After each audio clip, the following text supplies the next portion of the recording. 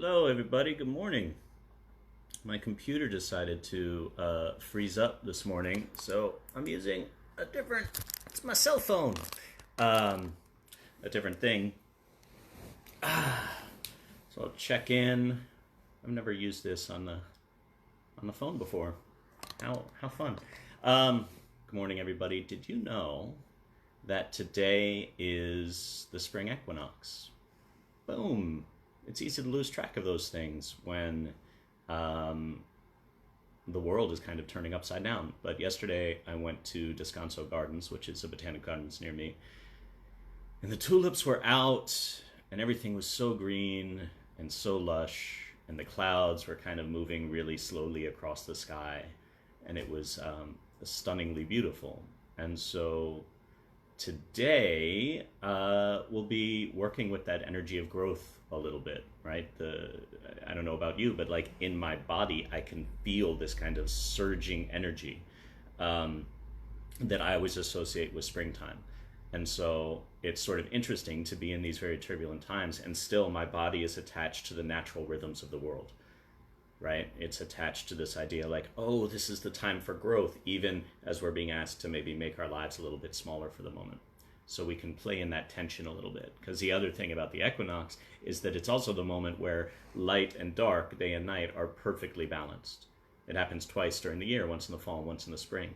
And so there's space for both of those, right? It's not all love and light and unicorns and rainbows and yay spring. It's also, um, we're in it, and this is real.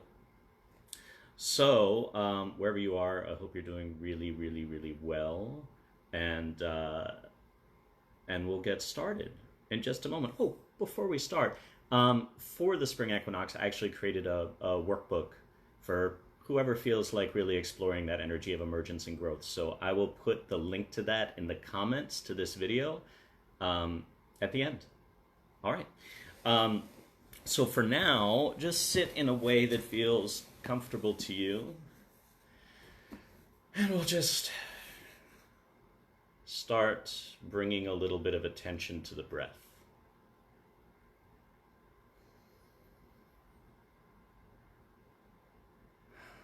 Just being very aware as we inhale that this is you inhaling.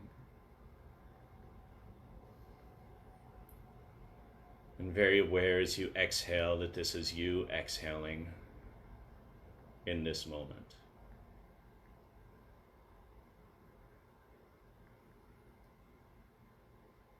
And we can play a little bit as we breathe with narrowing and broadening our focus. So as you breathe, just for a moment, see if you can allow your attention to focus exclusively on the breath. On the sense of inflation on the inhale, and on the sense of relaxation on the exhale.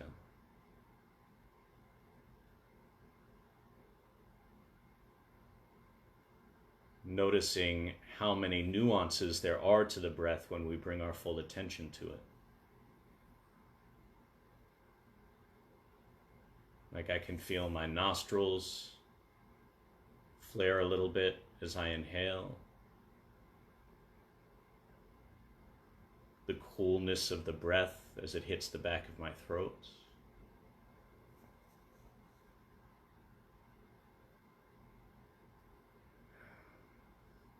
And now we can play with expanding our focus. So staying grounded in the breath, see how many sounds and sensations from outside the body you can take in.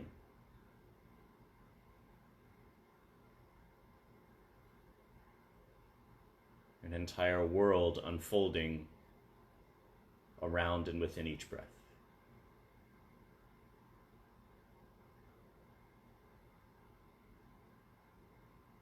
And with practice, we can actually hold both of those simultaneously, the singular focus and the more expansive awareness.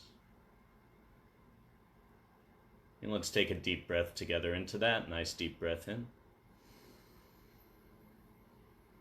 Release it with a nice sigh. And with that sigh, we'll invite ourselves to come just a little bit more into our bodies, inviting gravity to work a little bit more vigorously with us, pulling us down into the earth. And so the invitation is just to release your weight onto whatever you're sitting on. And you can release it further down through the building, down into the soil beneath us. And in that soil, if you want to, we can really feel into that energy of growth and emergence that's percolating in the earth at this time.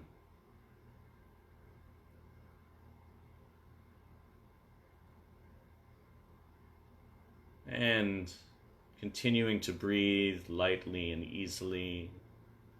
We'll just do our light scan of the body, starting right above the crown of the head. And with a kind of compassionate attention, just making our way down the body through the muscles of the forehead and the eyeballs, the jaw, the sinuses. And as we go, not needing to change anything, just noticing where feels very alive today, noticing where we may feel constricted, noticing everything in between. Making our way down through the chest. And as we pay attention to these various places in the body, just notice how the quality of attention can actually shift what we experience in that space without needing to consciously change anything, just by paying attention. We allow shift to occur. Moving down through the solar plexus and the belly, the hips, the groin, the thighs, all the way down to the bottom of your feet.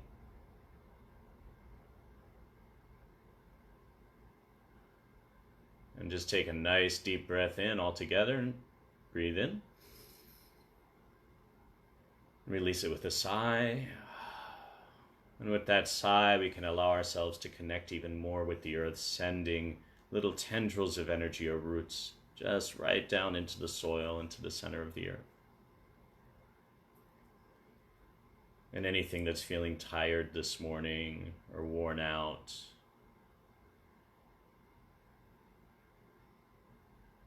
or even a little sad, we can just allow it for the moment, just if it wants to drop down through those roots and into the earth.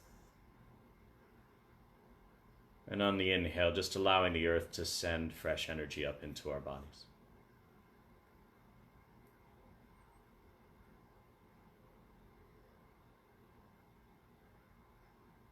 Good, and now as we continue with a nice easy breathing, I'll just invite us to tune in to the energy of emergence. And so to do that, just find a place in your body that feels really alive right now. Almost like the energy is bursting with potential. You may experience it as a bright color or a tingling or just a feeling of openness or flow. And allow your attention to really dwell on that space.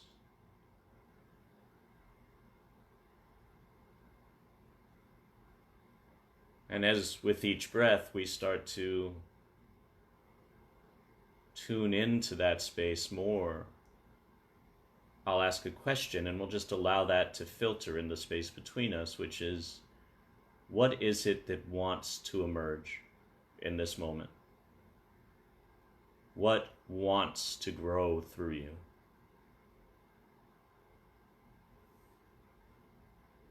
What wants to be expressed?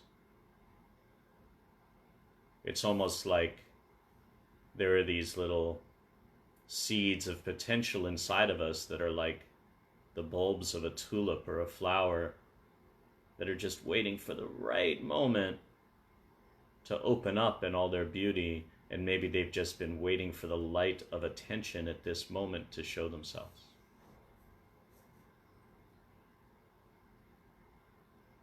So really allow yourself to feel into the potential of that growth that wants to happen through you.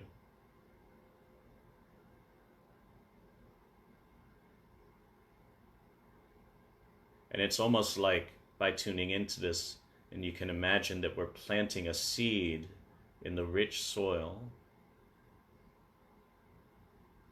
and we're shining on it with the light of attention, we're watering it with compassion, maybe even a little bit of joy or love. And we can watch it and feel it inside of ourselves start to burst through the soil.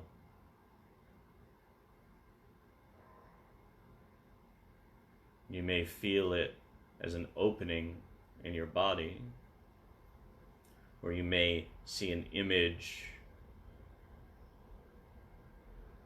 or you can just let this wash over you, whatever's right for you. But notice that the more we tend to this new growth,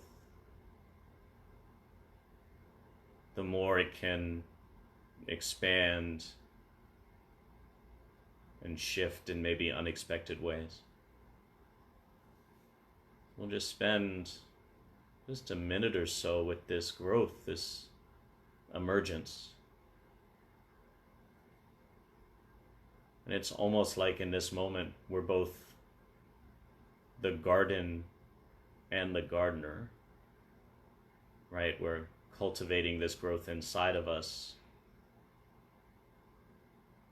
and the growth is us.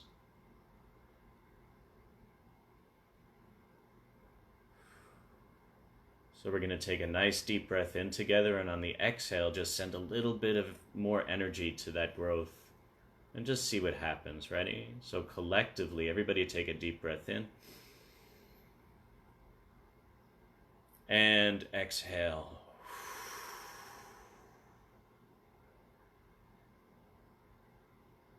Beautiful. And from this place of attunement with growth, I'll just invite us all to open our eyes. And from that place, we'll just breathe in together. And then in the exhale, we'll share that energy of growth and emergence with each other, with the collective, right? So here we go. Nice deep breath in. And release.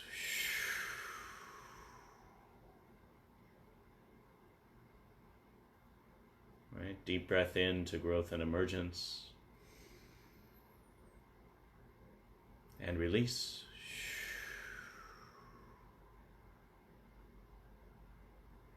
And one more time. Nice deep breath in. And release.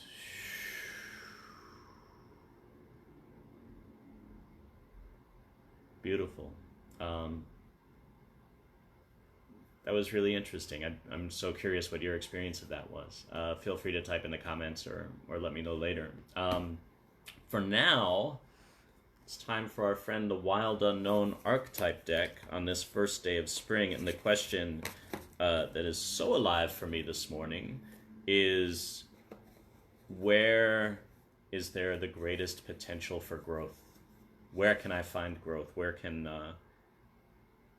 And the other one is, where can I help others access their potential for growth, even and especially in these times? So, holding that question,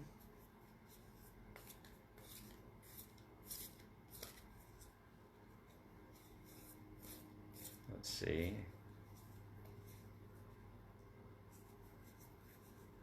There's like 7 cards that want to come out. This is the one. So again, archetypes are just, they're universal energies. So they exist in and around us at all times. And today, it's so funny. Today is the equinox, right? So we're balanced between light and dark. And with the question of where can I find growth and help guide others, the answer is the destroyer, which I which I love. I also love this picture because at the center, it feels almost like a seed bursting forth amid the soil or the darkness. So let's see what the book says about the destroyer. 23. The destroyer. The savage, the unexpected, the rejected. The destroyer, the final of the three archetypes in the trio of existence, has necessary yet painful work to do in the world. Culturally, we have an aversion to endings, and we hang on to the permanence of a signifier of success.